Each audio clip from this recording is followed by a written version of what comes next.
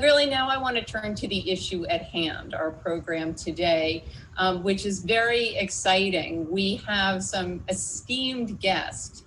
We have Katrine Cogman-Appel of the University of Munster and Lucia Rasp of the Goethe University in Frankfurt. And Katrine will be speaking to us about the London Haggadah, talking about the historical context of it, as well as proposing a suggested possible new date. And Lucia will be speaking about the migration of Ashkenazi Jews from Germany to northern Italy, and thereby the sort of the migration of culture. And that topic really sets the stage for the material that is the raison d'etre of the program today. That is this manuscript by the artist Joel Ben Simeon. And so to introduce that manuscript, we will have the organizers of today's event. That will be Sandra Heinemann, who is the president and founder of Les Enluminures, and Sharon Mintz, who is a curator of Jewish art at the Library of the Jewish Theological Seminary. So I'm going to hand the screen over to Sandra and Sharon, and they can introduce that manuscript to you. So onward.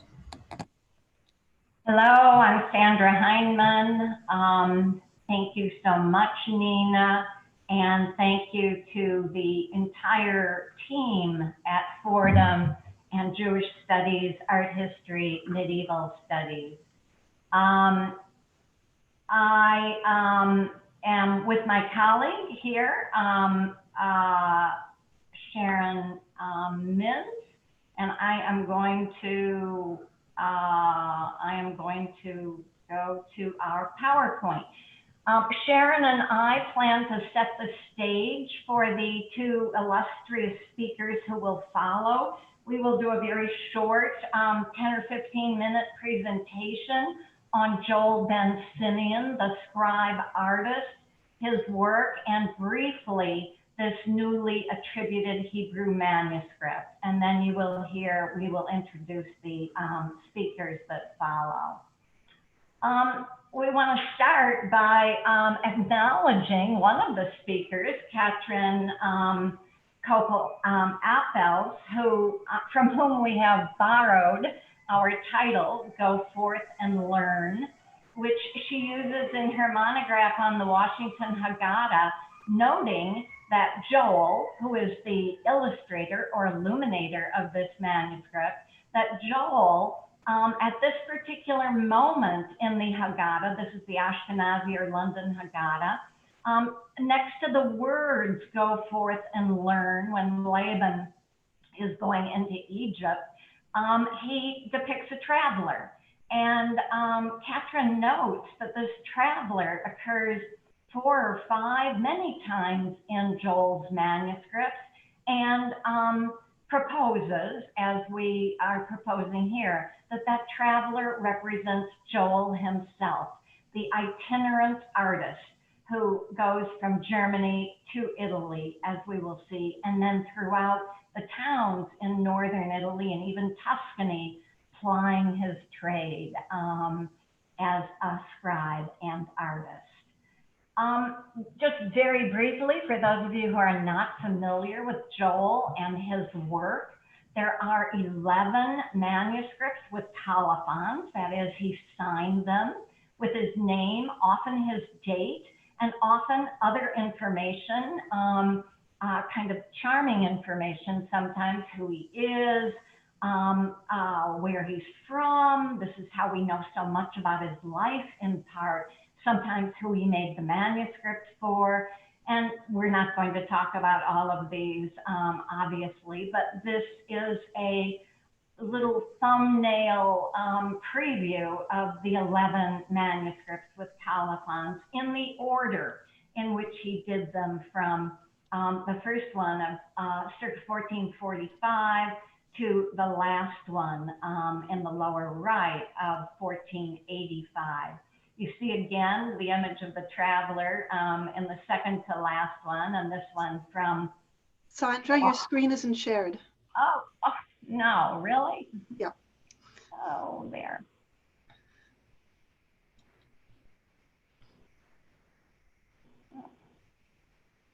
You cannot start your video because the host has stopped it. Screen sharing. It says we're viewing your screen, so now just bring up, there we go. You can see it now? Yes, and if you want, you can go back to show them the traveler slide. Yes, I'm so sorry. Thank you for telling me now. I started with the traveler slide. I think you heard me, but the image here of Joel as Laban, as a traveler in the margin of the London Haggadah, about which we will hear more subsequently from Catherine herself. And then these are the, everyone can see me now. Sharon, can you confirm? Yes, we can see, but you also have the drop box, that little thing up. Maybe you could just push that down so we get the whole slide. Excellent. Well. Oh, see there, there. Um, okay. Thank you. Perfect. Perfect. Thank you. Technology there. I should be used to this after all these months. So here are the 11 manuscripts, starting in the upper left. With the 1445 and ending in the lower right. And then I mentioned that the traveler from the Washington Haggadah is here. As I said, we won't be talking about all of these, but we will talk about a few of them. We wanted to very briefly show you Joel's timeline here. And here's the little traveler coming and going again. He was born in Cologne, Germany, and the Jews were expelled from Cologne in 1424. He would have been a child. He went to Bonn, and they were expelled from Bonn in 1445. He relocates, possibly to Basel. His first signed manuscript is 1449, perhaps in Italy. We know that he's in Italy in 1452 when he signs the Turin Mazur. Then he remains in Italy with trips in 1460 to Germany, where he decorates the manuscript you will hear more about today, the Ashkenazi Haggadah, about 1460. 1469, he's again in Italy. The Marivilia Villa, and he returns to Germany. I think this might be slightly disputed, but maybe Catherine can enlighten us, to produce the Washington Haggadah, which is dated by colophons at 78. He signs a manuscript in Modena in 85. That's his last signed manuscript, and his last attributed dated work is the Rothschild Mazur in Florence. So you can see, and we know he goes other places too. He's in northern Italy from town to town. He does not work in a fixed atelier. He is an itinerant artist. Sharon will take you through a few of his manuscripts quickly. Thank you, Sandra. This slide that we're looking at features a manuscript known as the First Nuremberg Haggadah, and it's signed by Joel ben Simeon, as he's known in English. In Hebrew, of course, it's Yoel bar Shimon. And you can see the text of the colophon on this slide. And a colophon is a short paragraph that comes generally at the end of manuscripts that tells you where and when the book was created and sometimes for whom. And this manuscript is not dated, but it's believed to have been created by Joel around the year 1440. And this manuscript is emblematic of Joel's earlier work, designed in the Germanic style. We see pen drawing illustrations, which are created by using a technique known as the spare ground technique, which was in use in Germany from the 13th century onward. And for this style, the artist uses the blank parchment to create images. And here we see a picture of the Seder scene, and the participants' cups are raised as the beginning of the Hallel prayer is recited. Next slide, please. In this next slide, we jump ahead to a Haggadah written by Joel ben Simeon and dated to him around rated to him specifically to the year 1454. And it is profusely decorated and known as the second New York Haggadah because it is part of the collection of the Library of the Jewish Theological Seminary, and it's actually the second Haggadah of Joel ben Simeon in that collection. This folio is an astonishing display of Joel's virtuosity. In the text is halach ma'anya, and we see the first word ha in the beginning of the page, in the middle of the page rather, which translates to this is the bread of our affliction or poverty. And surrounding this word is a panoply of heads, which document many different people in various stratas of society. And the text, which accompanies this very creative illustration, invites everybody to come and partake of the Seder, to join in. So it's a particularly apt illustration to show all different levels and people in society who are joining in on the one page at the start of the Seder. In the colophon to this book, Joel notes that he is from the city of Cologne, and this is one of the earlier clues to the city of his origin. Next slide, please. Here we have a really spectacular manuscript known as the Ashkenazi Haggadah, or the London Ashkenazi Haggadah, and it is undated, but believed to have been created around the year 1460. And Katrin is going to talk about this in depth, so I will only point out here that in this slide, you see a page on the right where Joel has an illustration in his distinctive maturing Italian style. You see on the image at right, Moses leading the multitude of Israelites out of Egypt as the fiery cloud and pillar of fire protects them from above. And the people are drawn in very creative and whimsical fashion. And to the left of that is an image of another page from this manuscript decorated in a very different style. And as Katrin will discuss, other artists also contributed to the decoration of this manuscript. Next slide, please. And finally, I'd like to draw your attention to another manuscript, which Joel ben Simeon has both signed and dated, and it's known as the Marivilia Villa. And this prayer book was created in 1469 in Italy for Menachem, the son of Samuel, and his daughter, the intelligent and pleasant Lady Marivilia. And we know this again from the colophon, which we've included here on the page in Hebrew and its translation. And it's clear from the cycle of illustrations that adorn this manuscript that the book was primarily intended for Marivilia because it contains an unusual number of illustrations of representations of women participating in Jewish religious rituals.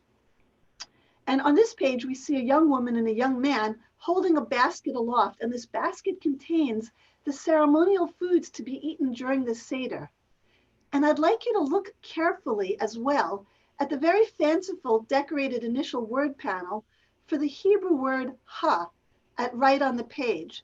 Again, the text is halach ma'anya, and you see how different this is from the first one we had looked at earlier at the beginning of his career. It translates again to this is the bread of our affliction. And in his distinctive Italian style, Joel has decorated this text panel with a protruding face that grimaces at the elegant young couple.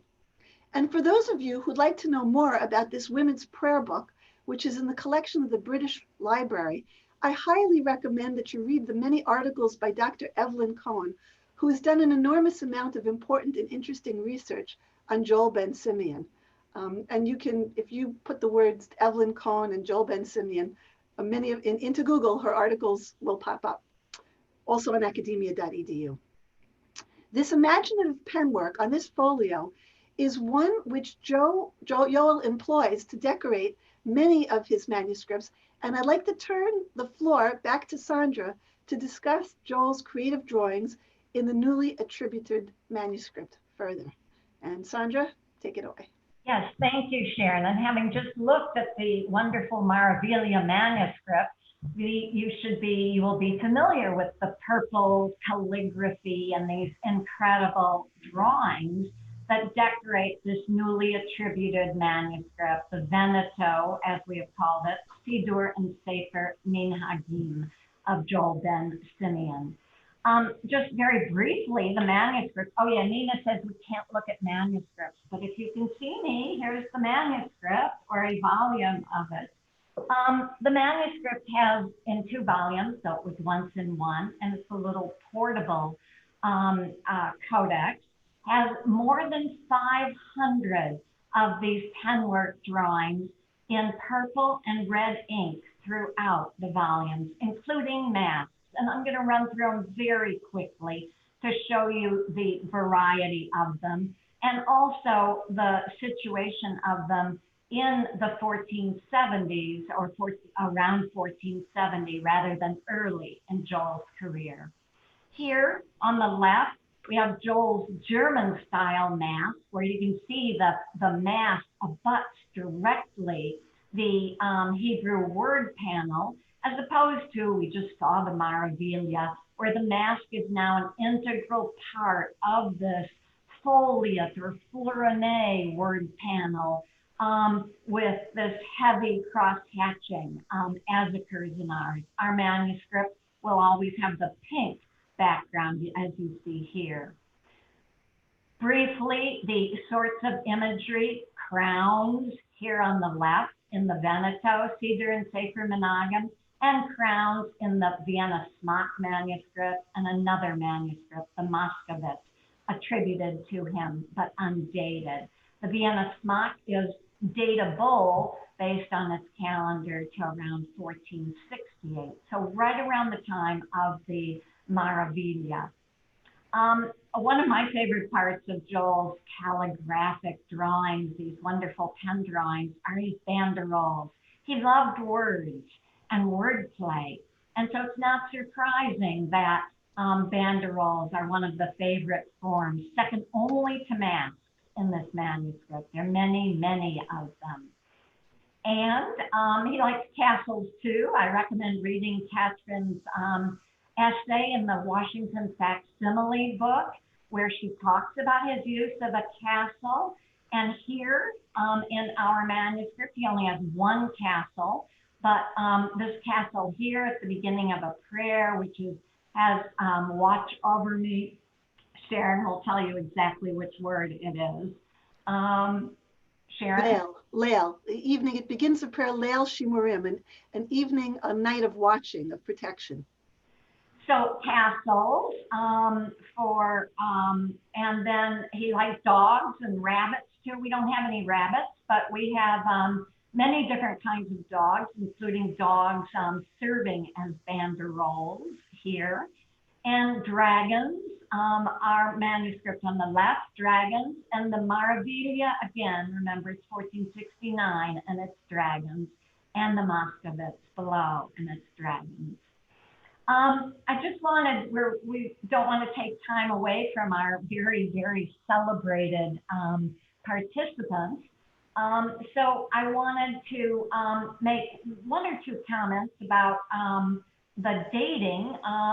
This is a very, very quick run through, but we believe that the date of the decoration in the manuscript is and the Hebrew initial word panels is 1470, whereas the manuscript is actually written in 1449-50, perhaps in Treviso, certainly in the Veneto. And a family, you'll hear more in the second talk today about the Ashkenazi immigrant Jews living in northern Italy. And a particular family was probably responsible for this manuscript and for whom Joel worked as well in Germany, a manuscript that Catherine will now talk about.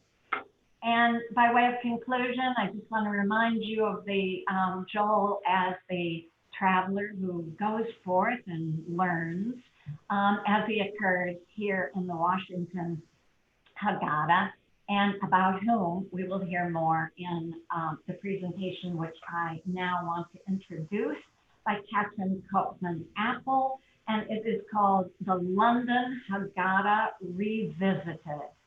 Katrin. Oh, by the way, all questions will be reserved for the end. So keep your questions for that time. Thank you.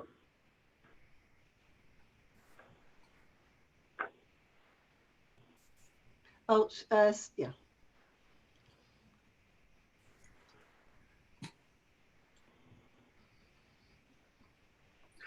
Okay, thank you very much, Sandra and Sharon and Nina, and for this kind introduction, and also for allowing me to participate in this very exciting event.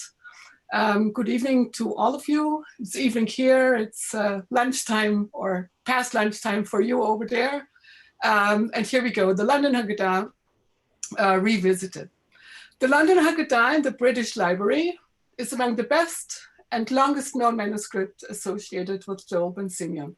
The Haggadah is the text that to be read during the Passover ceremony held at home at the eve of Passover. Despite expensive research on this book, its date is still uncertain. Today, I would like to share with you some suggestions towards solving that riddle, and it might actually cause you to adapt a little bit that charts that you showed with the, Joel's life dates. As Mordechai Glatzer was able to show, the London Haggadah was copied not by Joel, but by another famous scribe, Meir Yaffe. However, an intriguing artist's colophon placed on the outer margins on the last page explains as follows, and we have briefly seen it in Sharon's presentation. My heart counsels how to reply to him who asks and says, who painted these pages?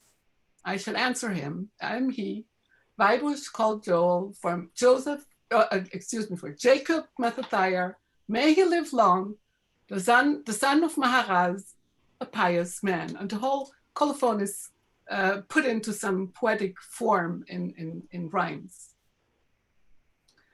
Joel ben Simeon's drawing style we have seen is very distinct and easily recognizable, especially the way he rendered figures. Also typical of his art is that many of his drawings remained uncolored, others received partial paint. And you see here to the left, partial painting, and to the right, just drawings. And we have seen several of those, of course, in Sandra's presentation.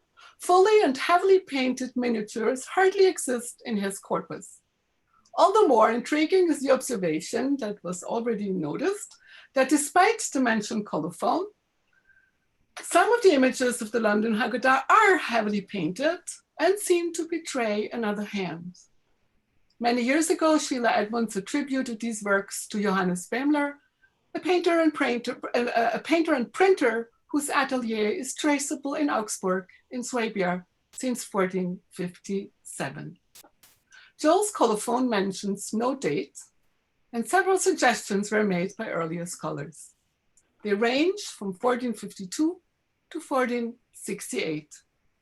In this brief presentation, I shall first attempt to determine a more precise date, and then briefly discuss some thoughts about the circumstances of its production and why it may actually have been entrusted into Bämler's hands.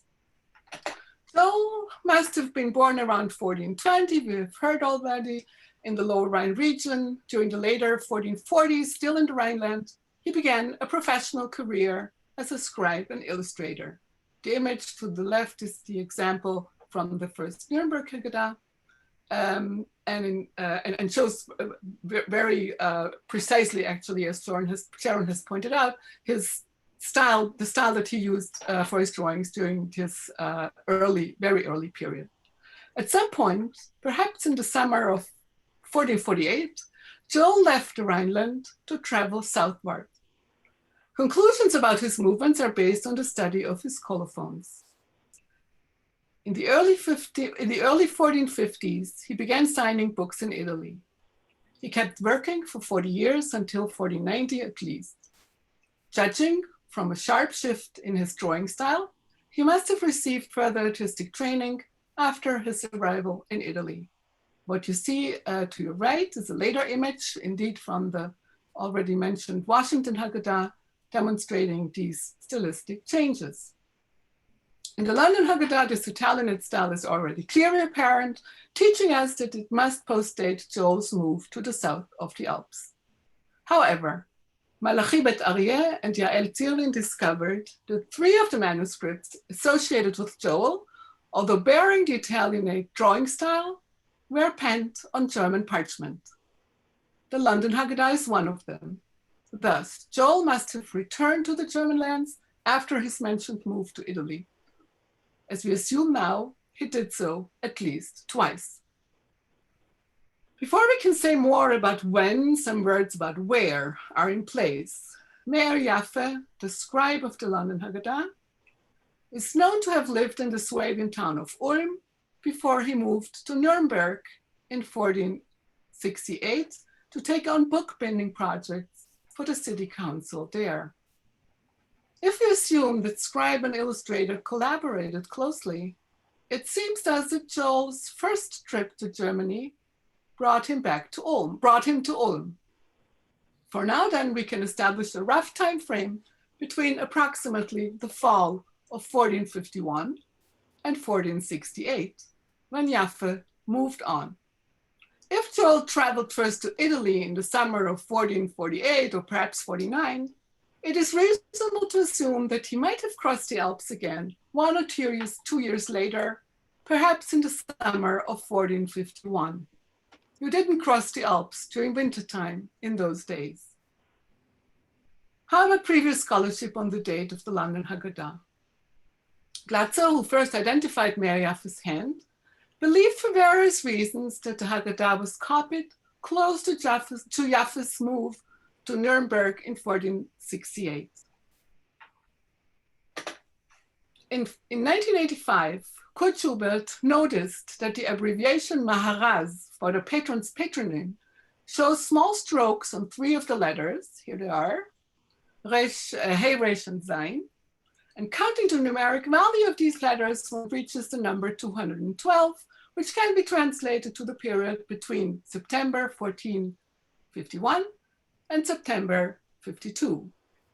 In 1995, however, Yael Zierlin focused on folio 11 verso, showing the famous traveler, which refers to Jacob going down to Egypt and shows the figure of a traveler on the margins. The word here in the last line, Vayered, went down, was delicately decorated in red pen, and this was interpreted by Zierlin as reference to Yaffe, by Yaffe, to the numeric value of the word and thus the date of production between September 1459 and September 1460. And this is, I think, the currently accepted date. Thus, 1451, 1459, or 1468, quite a time span. There is, however, some circumstantial evidence that leads us to the patron and his family and may prove helpful. And that is the key that I shall use to take us a step further. We remember Jacob Mattathiah, may he live long, the son of Maharaz, a pious man. We note that Jacob's father, Maharaz, is still alive at the time the London Haggadah was illustrated. Who then was Jacob Mattathiah, and who was Maharaz? Maharaz is confirmed recently by Christian Scholl in his monograph on the Jews of medieval Ulm, is the abbreviation of our teacher and Rabbi Seligman.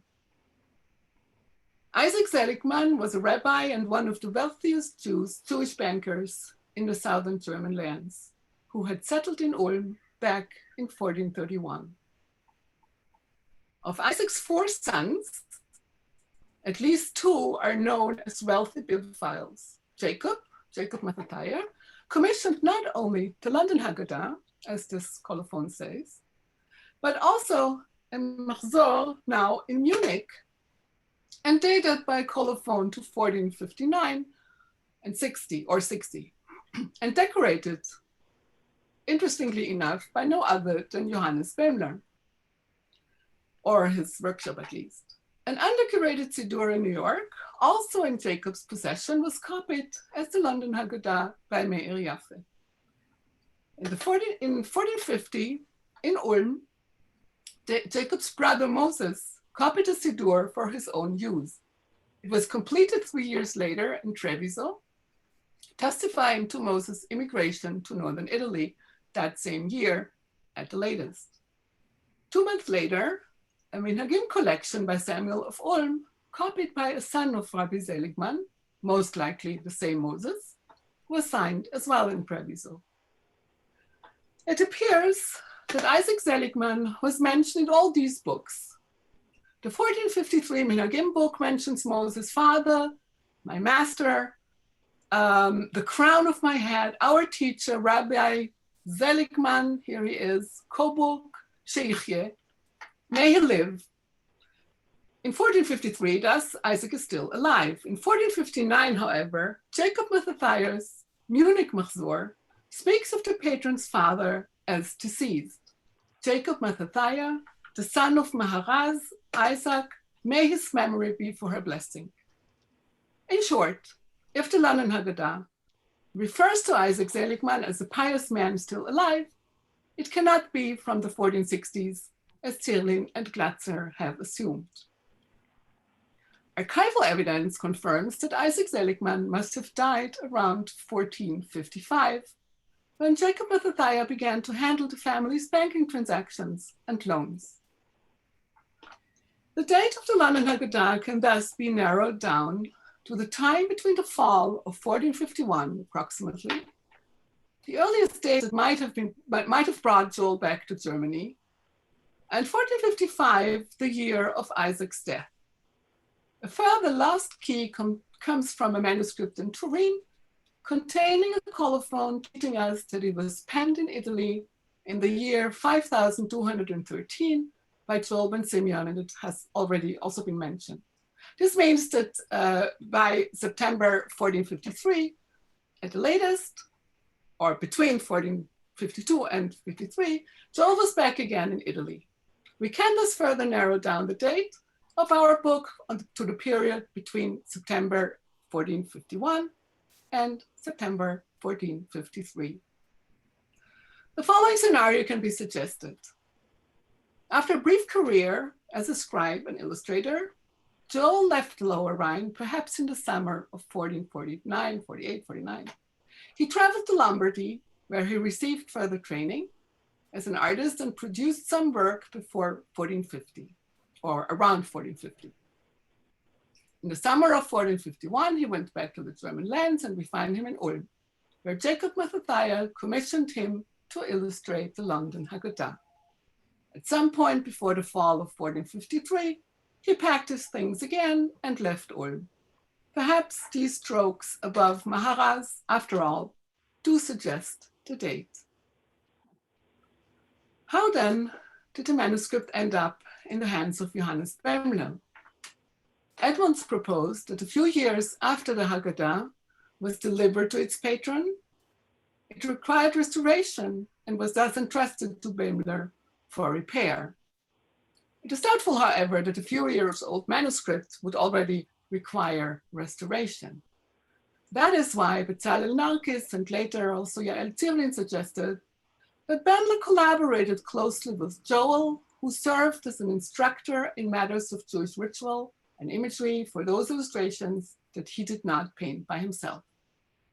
But would that have been good enough reason to let Joel sign his name as the illustrator of the book? There might be an alternative scenario. Joel illustrated the London Haggadah carefully and creatively, employing a wide range of motives. Inferring from many of his works, I suggest that these images were primarily drawings with occasional colorization. It seems perhaps, or it may perhaps be that this technique left Jacob Mattathiah wishing for a more lavish version of the book. The Haggadah consists of 6 choirs, and not all of the choirs were subject to the same artistic treatment. The style and the technique of Bäumler's workshop can easily be seen on all the pages of the first choir, and it is there where we find all the features that caused Sheila Edmonds to suggest Bäumler's hand. But in other choirs, there are few initial panels attributed to apprentices of Bämler. The imagery of the entire program, including that of the first choir on the other hand, was unmistakably designed by a person intimately familiar with the Jewish ritual, and some iconographic elements and even some faintly visible drawing lines specifically betray Joel's work. And I won't go into this any further. I just want you to notice here some black lines actually beneath the paint that seem to betray some layers here. So perhaps Jacob was indeed disappointed with Joel's drawings or his drawing technique, and sought for a possibility to make it more lavish. After all, he was not a member of the middle class for whom a book with modestly colored drawings would have been typical. He was among the wealthiest Jews in southern Germany, and in all likelihood, he would have wanted an illuminated book of certain standard, a lavish book with fully painted miniatures. At the time Joel worked in Ulm, Bämler was a young man and had not yet established himself as an artist, an observation that cast doubt on Narkis and Zierlin's suggestion of a close collaboration. Bämler can be traced as a taxpayer in Augsburg since 1453. About 2 years later, he entered the Guild of Painters, and his atelier is documented since 1457. By that time, Joel had long gone back to Italy. He submitted the Haggadah to Jacob with a rich set of drawings, some partly colored, and left. The book came as a set of 6 unbound quires, and it took Jacob a while to decide how this book could be made into a more lavish volume. A few years later, in 1459 or 60, he commissioned the Munich Mahzor. And it is possible that around that year, both these books were shipped to Augsburg, one to receive decoration, the other, still unbound, to be overpainted. Why Bämler worked only on the first choir of the London Haggadah and did not finish the job can, however, not be said at this point. Thank you. And I hand over to Lucia, or Thank you. Yes. Am I still here? Can you hear me? Yes. Thank you. That was absolutely fascinating, Petra. And I alone have many questions, but we'll cede the floor to others. And now I think we're in for something equally fascinating. And I would like to introduce Lucia Rasta, who will speak on the same family, in fact, and give us a much broader context in Northern Italy and also in Germany. The title of her talk is Seligman, Coburn, and the Migration of Ashkenazi Jews in 15th century Italy. Lucia. Thank you. Thank you very much, Sandra. Thank you all for having me. It is a great pleasure to be speaking here today. And this is not what I was going to show you at the beginning. Sorry about that. This is a preview of all that you're going to see in the next 20 minutes. So again, thanks for having me. Thank you, Sandra. Thank you, Sharon, for inviting me to speak here today. And thank you to everybody at Fordham for making this possible. My job today is to give you a little bit of historical background on the manuscripts that we have been looking at, on the life and times of both the artist, Joel ben Simeon, Yoel ben Shimon, the traveler, and the lives and times of his patrons. So we all know, of course, that there was a major emigration from the German lands, the lands that are called Ashkenaz in medieval Hebrew sources, at the end of the Middle Ages, and that many of these Jews went to Poland. As a matter of fact, I think that when we speak about Ashkenazi culture these days, many of us will assume that we're talking about something that originated in Eastern Europe. The migration of German Jews to Italy, which began a generation or two earlier than that into Eastern Europe, is a lot less well known, but I think it is no less significant. And since quite a bit of research has been done in Italian and German archives over the past few decades, we are beginning to get a better sense of what it was that happened there. And almost all that I'm going to say today is going to be based on other people's research. I want to make that clear at the outset.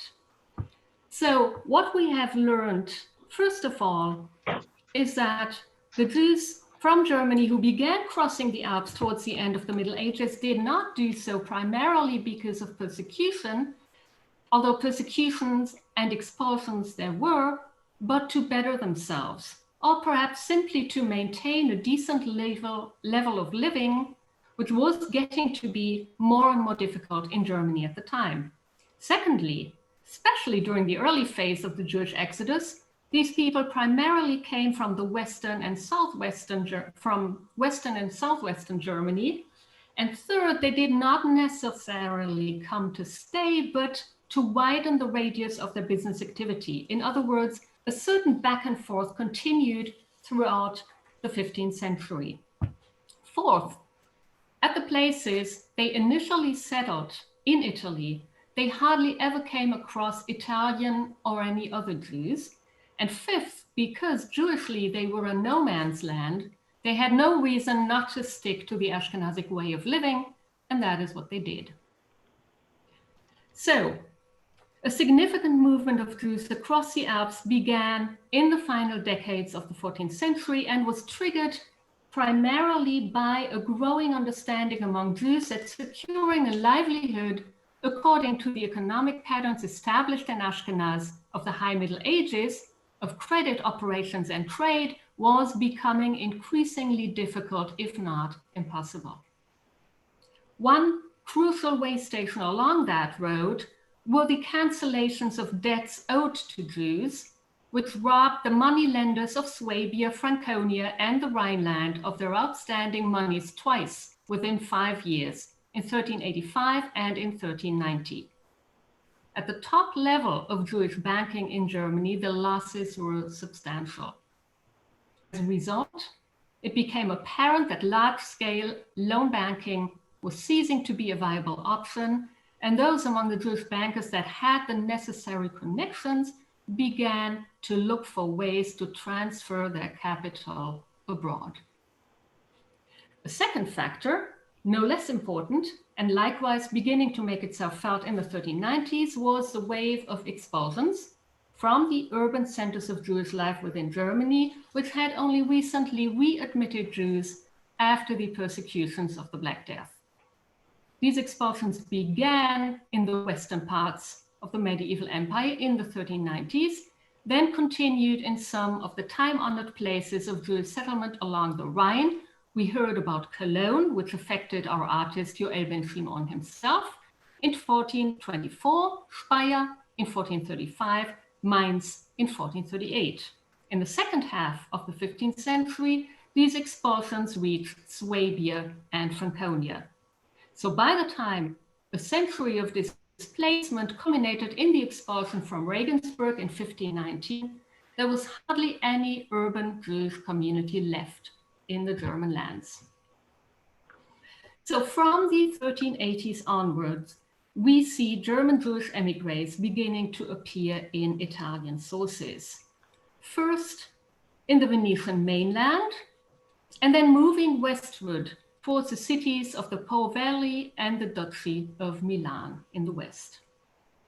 These emigres established a Jewish presence in numerous places that had hardly seen Jewish residents before they arrived. It was only when their southward migration converged with a wave of indigenous Italian Jews moving north from Rome at about the same time that we first see ethnically mixed communities, and it was only in the 16th century that ghettoization in Venice and elsewhere forced Jews of all stripes, including more recent arrivals from Iberia, into close proximity with one another. During the formative phase of the German Jewish immigration, by contrast, the Ashkenazic settlements in northern Italy were Jewishly isolated and minuscule to begin with. And that trend continued as more recent newcomers from Germany began fanning out into the hinterland. Let's look at that in some more detail. This is the area of the mainland that Venice had brought under control by 1400. And we see a number of places of Jewish settlement in that area by 1400. 50 years later, the picture has changed. We see a lot of places that Jews live in, but very few of these rather numerous Jewish settlements are large enough to organize as a self-governing kehillah, a community in the classic sense. Indeed, as Angela Möster has shown, even Treviso, this is Treviso, 30 kilometers north of Venice, even Treviso, which was without any doubt the largest and the most important of these communities in a proper sense in the first half of the 15th century, was made up of barely 150 souls in 1425. Besides Treviso, only Mestre had more than 100 Jewish inhabitants at the time. In Padua, the Ashkenazic minority numbered less than 100 in 1432, Ashkenazic minority vis-a-vis a group of Italian Jews. And in Pavia, which is off the map, which was at the time the most important Ashkenazic settlement in Lombardy, there lived a mere 60. So in most places, there was a kernel of no more than one or two families, perhaps three, around which a number of less well-to-do servants, scribes, or schoolmasters were clustered. These families owed their own right of settlement to the fact that their heads conducted a loan bank in the respective place, whose precise workings were detailed in the charters modern scholars have referred to as conducte. When these charters were negotiated by Ashkenazim, they often had a clause that permitted the holder to interrupt his professional activity and leave his place of residence for weeks at a time, so he might be able to observe the major holidays of the Jewish year in one of the larger Ashkenazi communities. During most of the year, however, a majority of Ashkenazi Jews had to make do without the benefits of living in a regular kehillah. And that may explain why we have so many manuscripts from the Italian phase of Ashkenazic culture that attempt to make up for that lack of a communal infrastructure.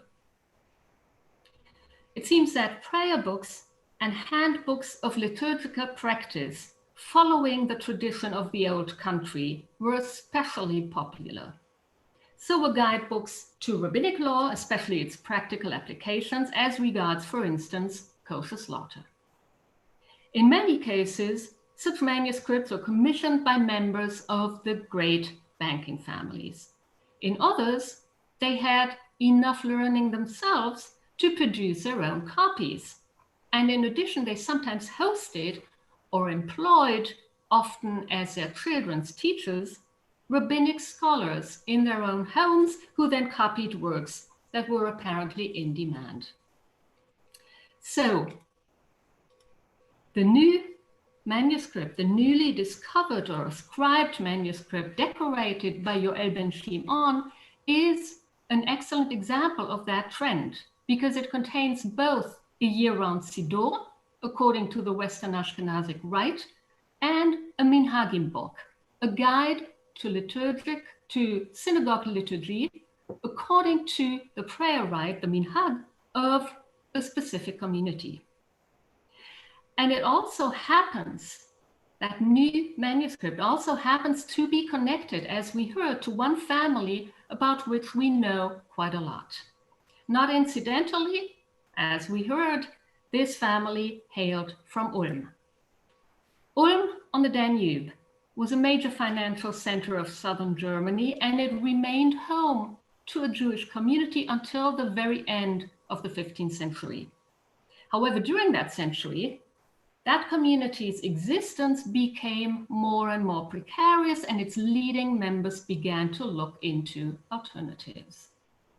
Nothing illustrates this better than our family's patriarch, a man whose Hebrew name was Yitzhak, Isaac, but who is also referred to in the sources by his vernacular name Seligman and its Italian equivalent Bonaventura.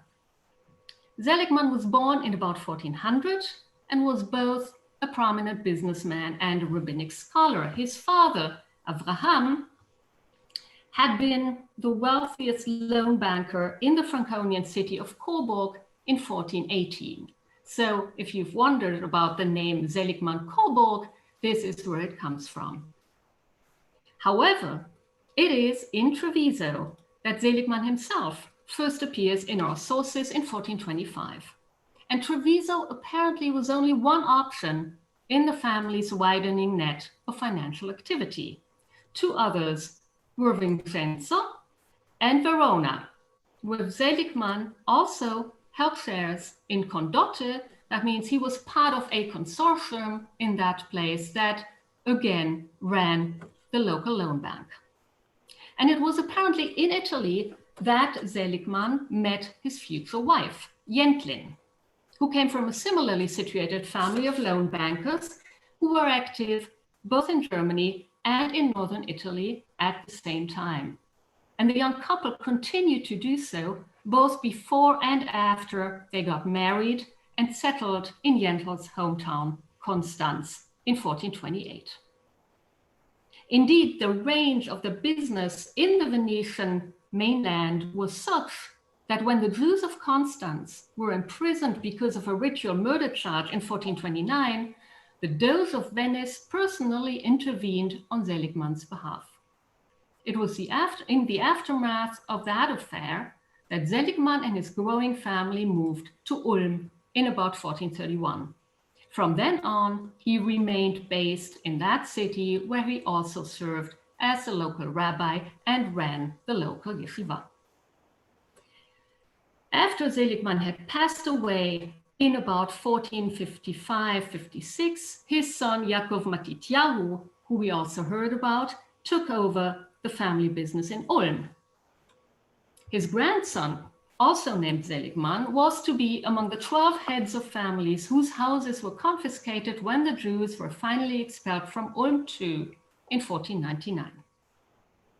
Yaakov Matityahu's three brothers, on the other hand, Elazar, Moshe, and Avraham, had turned towards Italy even while their father, the elder Seligman, was still alive, apparently to develop the family's business connections south of the Alps. And as conditions continued to deteriorate in Germany, they remained. 3, that is my count, 3 of the elder Seligman's 4 sons are on record as bibliophiles of the highest order.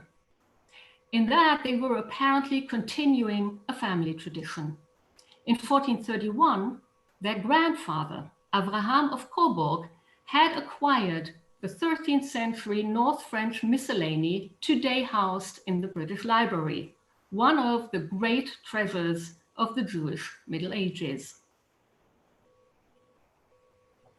Here's the page that preserves the deed of sale, which mentions the name of the buyer, Avraham, son of Moshe of Coburg.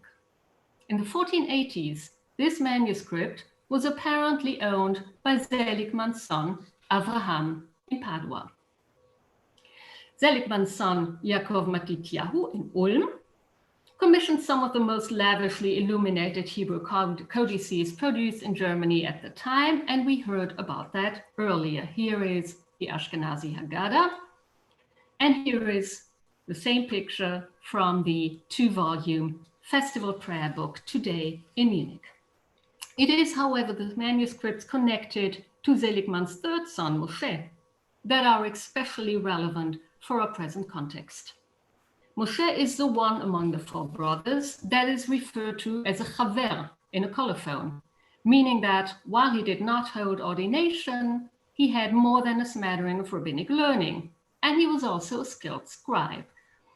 That is evident in the Hebrew prayer book for the entire year, Today in Parma, which was apparently written by himself, since it highlights his name throughout. And I'm grateful to Katrin Kotzmann-Appel for having allowed me to read her forthcoming work on this manuscript. The same manuscript, as we heard, also preserves tangible evidence of Moshe's migration to Italy. According to the first of the two colophons it contains, the earlier part of this codex was completed in Ulm in the summer of 1450. Among other things, it contains the Ma'arivim, poetic pieces for the evening prayers of the three pilgrimage festivals, according to the rite customary here in Ulm. The liturgical poetry for the special Sabbaths throughout the year that follows was only added by the same hand 2.5 years later, in early 1453. And by that time, as we heard, Moshe was already living in Treviso, but clearly continued to conduct his prayers according to the rite customary in his hometown. The same move to what was to become a permanent residence in Italy is evident in a second related manuscript, whose first part was copied in the same place, Treviso, some 3 months later, in the spring of 1453. Long held at the Bet Din and Bet HaMidrash Library in London and today in the Broginski collection, this manuscript opens with the very same liturgical handbook that accompanies the Siddur in the newly ascribed Codex. Unlike the latter, this manuscript, formerly in London, also features a colophon, and that gives us precious information about this collection of minhagim. For the scribe tells us that it had been put together by his teacher, Rabbi Shmuel, and that it was based on the teachings of 4 additional scholars, foremost among them his own father, Rabbi Seligman Coburn. 3 of these 4 scholars can be placed in Ulm, and the text again reflects the usage of that community. According to a calendar included in the text, which begins in the coming year 5210, the Vorlage the scribe was using appears to have been composed in 1449. So which of Seligman's sons could have written this manuscript? Scholars in the past have ascribed the Codex to Yaakov Matityahu. This seems unlikely, seeing that he lived out his days in Ulm, where he died in 1474 or shortly thereafter. So was it perhaps also copied by Moshe? That would seem to make sense. Having recently moved to Treviso, Moshe ben Seligman must have found it expedient to have a how-to book to Ashkenazic liturgy according to the usage customary in his former hometown, close at hand. It would seem, though, and I rely on the opinion of Israel Peles of Bar Ilan University here, that the script of the manuscript formerly in London is too unlike the penmanship on display in the Parma Siddur for us to assume that both were written by the same man at almost the same time. And this is where Moshe's brothers come in.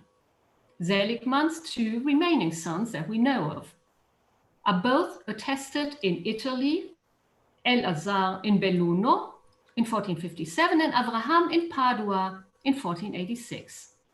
So either one may have joined Moshe and spent time in Treviso during his own move southward, as many Ashkenazim did at the time. Treviso was the first way station for Ashkenazim going south. And if they did, they will have wanted the same books that their brother Moshe had. So however that may be, the newly ascribed manuscript is clearly related to both the Parma Siddur and the Minhagim book formerly in London.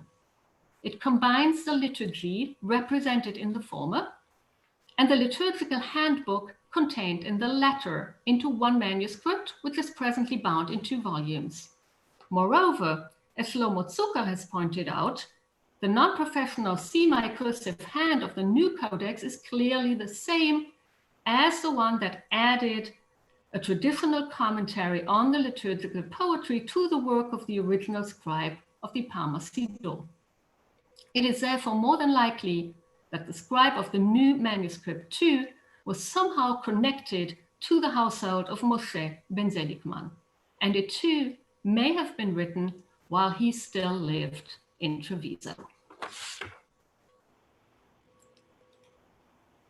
By 1464, when the importance of Treviso as the foremost community of Ashkenazi Jews living in Italy had declined, the same man, Moshe, had relocated to Mestre, right outside of Venice, as Venice itself still denied Jews the right of settlement.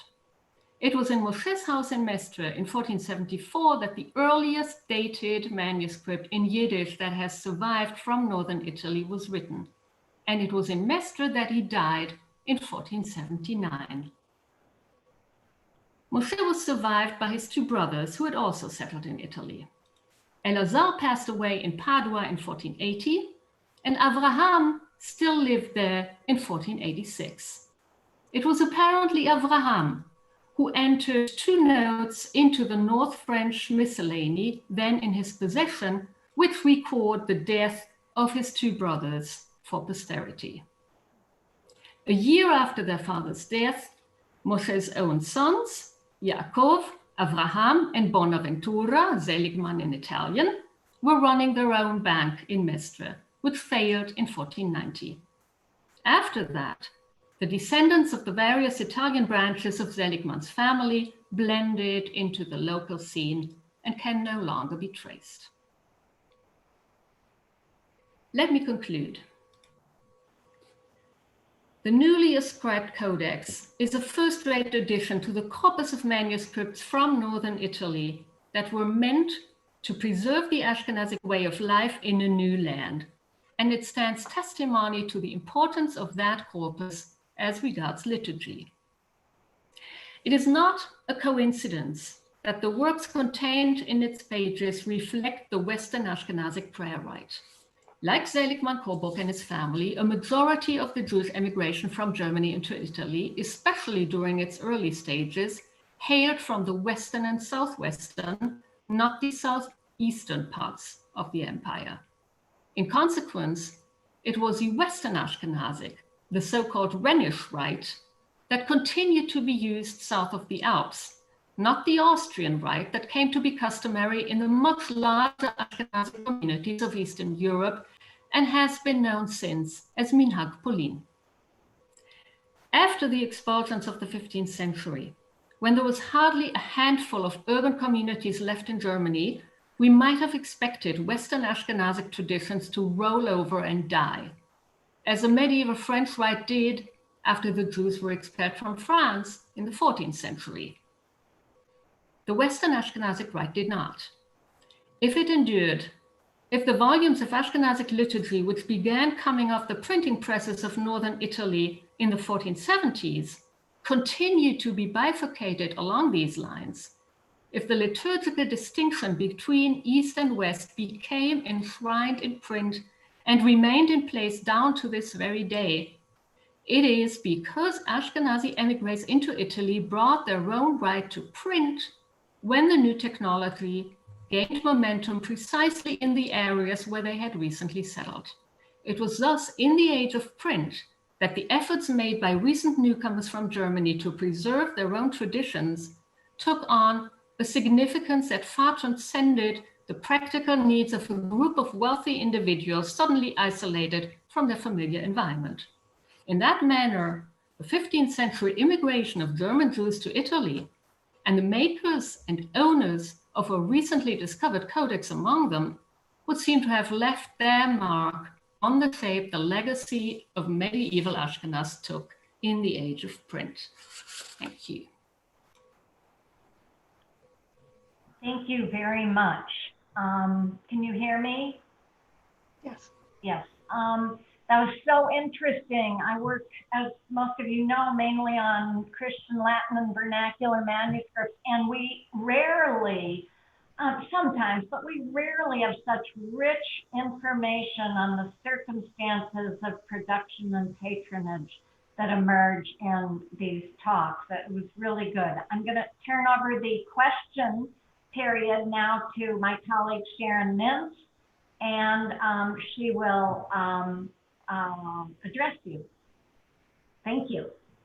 Thank you very much, Sandra and Katrin and Lucia. The very fascinating talks, which tease out information about the context in the way these hundreds of years old manuscripts were both commissioned and created. I think we've mentioned, but perhaps it bears saying again, we know more about the context for Joel ben Simeon's work than pretty much any other scribe known. Sandra has confirmed this from the point of view of Christian manuscripts and from Hebrew manuscripts as well. What we're able to find out from these colophons and the information gleaned from the texts and the paratexts in the manuscripts, it just adds richness and really creates a wonderful historical context. And we have several interesting questions already, which I'll refer to in a moment, to both Lucia and Katrin. And if other people would like to write in questions,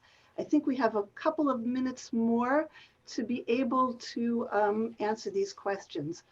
So the first question that I wanted to ask you, which I think people might be asking, is what do we know about Joel ben Shimon's education and art education? And not much is the answer, but I'd like Katrin to be able to tackle that. So Katrin. Yeah, no, nothing that is not known from his stylistic development. I mean, there's no knowledge. He mentions himself as an illustrator and as a scribe, and as a lavellar, so it's like a scrivener. But there's no knowledge, no archival or any other knowledge about what he actually may have gone through. So everything that we know is from stylistic comparison, and there can be, various models be found in various places, in various media and in graphic media actually from Northern Italy. So that's the direction that he probably took. Yeah. There's a question from Elisha Karlbach, I think would be for Lucia. Does the Minhagim in the Bibliothèque Nationale published by Diane Wolfthal fit into the Ashkenazi culture in Northern Italy? And does the forward position of women in those Minhagim illustrations reflect in other manuscripts from this time and place? And Lucia, you've been working on Minhagim, and that I let you take that. Sharon, you've been talking so fast that I didn't get all. Oh, I'm of the sorry. questions. Excuse me. I'm sorry. So. Do you see the questions? Are you able to see them below? Elisheva Karlbach has asked about how the Minhagim in the Bibliothèque Nationale that was published by Diane Wolfthal fit into the Ashkenazi culture of Northern Italy, and I wondered if you might be able to answer her. Actually, they fit in very well. They are basically, we're talking about the Yiddish manuscript that is kept today at the Bibliothèque Nationale, and it is a Yiddish translation of the same Minhagim book. So basically, what we have is the Shmuel of Ulm Minhagim book that is first attested in the family that we've been talking about in the mid-15th century, became very popular, especially south of the Alps, although it had originated in Ulm, and it was translated into Yiddish at a later point in time, apparently beginning at the end of the 15th century. So I would think that the translation into Yiddish, or generally the fact that we have Yiddish, that Yiddish literature comes into its own in Northern Italy, is certainly culturally very significant. And I think that the translation of Minhagim books into that language is part of that. Absolutely. Thank you. There's a question, is there any evidence of Joel ben Shimon's participation in print culture and any historical evidence that he worked for non-Jewish clients? And it's interesting, Yald Sirlin, who passed away at a unfortunately young age, had done a lot of research on Joel ben Shimon's work, and she pointed out in a book that's been attributed but not signed to him, a manuscript called Bal HaLashon, Italy, 1474, that there's a very interesting illustration in the margin of the ruler Francesco Sforza. And, that might, he might have gotten that illustration from a painting or a print, or it would be early for print, actually, probably painting of that time. Or maybe he did have, maybe this is some sort of evidence that he did do work for non-Jewish clients. I don't believe that we know that he participated in print culture, but Katrin, maybe you have something to add about that. And also, we were asked if you could repeat the source that you cited for Rabbi Seligman from a source about the Jews of Ulm. A new work that was printed on the Jews of Ulm. I think that's what they're referring to. Oh, okay, yeah. Well, first of all, actually, a graduate student of mine, Rodica Herlo, is working on how aware Joel Ben Simeon might have been of print culture and what he took from print culture. This is unpublished work yet, and she's still working on it. Yeah, and she has interesting findings. So he did not to our knowledge, he did not print. He was not involved in any printing endeavors. But he must have been, there are various signs that he must have been aware of print culture, and he also approached the production of manuscripts, and the sheer quantity of manuscripts that came down to us actually testifies to that. He was constantly on the lookout for clientele, and he sought ways to accelerate his production, to make it more effective, to make it more efficient, to make it more I think also that's why he used drawings and didn't really bother to color them and so on. So I think he's part of that world, even he did not really participate in printing. The book on the community of Ulm was written recently, I think about 2 or 3 years ago, by Christian Scholl. He finished his research at the University of Trier, and it's his dissertation research, and it was published in Germany a few years, 2 or 3 years ago. And I can offer the reference to whomever wants me to send an email. I don't have it in my head right now. Thank you. We have time maybe for 1 or 2 more questions. There was a question about whether the castles surrounding the initials were able identified, and I don't believe so. But again, Katrin could answer that. I don't think that's the case. I don't think so. Yeah, but I'm not sure. But I would be surprised if I'm not aware of any. Okay, that's fine. So let's see. Ilana Tahan has a question at the end for Katrin. You mentioned in the London Haggadah, certain line notes and some of the miniatures may hide under drawings. Has anyone tried to do multispectral imaging to see underneath? Well, that it's in the British Library. I don't think so, but Ilana Tahan would know the answer. Katrin, do you know the answer? No, I have checked only what I could see with my own with my own eyes. But I would be thrilled to get some. Maybe you could talk to Ilana Tahan offline. She's the keeper of Hebrew manuscripts at the British Library. I would like to say that this talk has been recorded and will be posted online.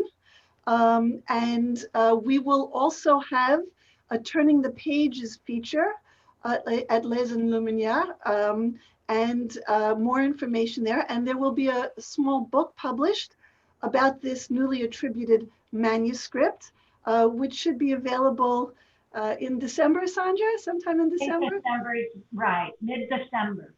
So, and we hope Hanukkah that, and Christmas presents. yeah, or Hanukkah presents. Might be post-Hanukkah. Or we hope that the Fordham will send out a link with a reference to the Turning the Pages. So all of you who have watched this video will be able to look at the manuscript in depth. And I see that Fordham has already said we will send it out. Thank you very much. And I think we are at 2:18, so we've gone a little bit over the hour promised. And I see that Fordham has also posted in the chat a link to the upcoming event next week that those of you can see it, a lecture that will be delivered by Professor Moshe Rosman.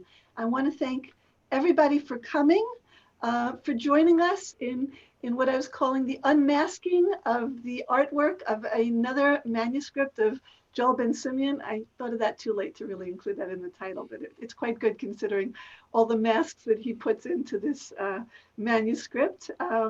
And we look forward to joining you on another event through Fordham or another stage in the future. Thank you very much for attending. Thank you, everyone. And for presenting.